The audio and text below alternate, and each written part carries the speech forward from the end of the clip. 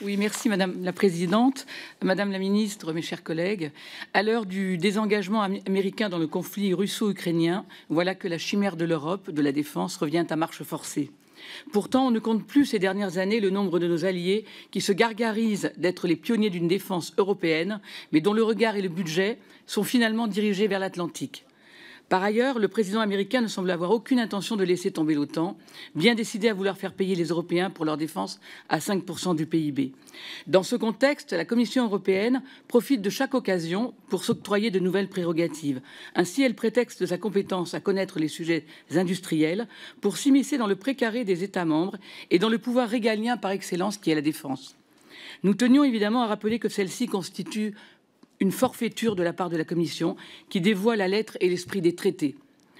C'est dans cet esprit qu'elle a livré il y a quelques semaines un livre blanc indolore sur la défense européenne, permettant de justifier le déblocage de 800 milliards d'euros pour augmenter les capacités de défense de l'Union. C'est sur cette enveloppe et sa portée que j'aimerais vous interroger, Madame la Ministre, car certains de nos voisins sont habitués à faire financer sur fonds européens du matériel sous licence états-unienne, encourant l'application des normes ITAR.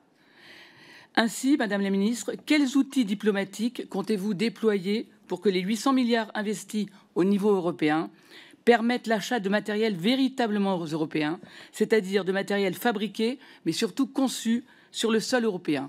Je vous remercie. Je vous remercie, Madame la députée. Madame la Ministre, c'est à vous pour cette dernière question. Merci, Madame la Présidente. Madame la députée, le plan Réarme Europe, présenté le 4 mars par la Commission, marque un tournant décisif. Il arrive à un moment critique. L'aide américaine à l'Ukraine est suspendue. Les budgets européens sont sous pression. Et la guerre à nos portes nous oblige à agir. Réarme envoie un signal clair. Tous les États membres doivent pouvoir investir dans la défense. Ce plan ne crée pas une armée européenne, ne contraint personne, mais donne à chacun les moyens d'agir. Il repose sur 3 leviers. Assouplissement budgétaire.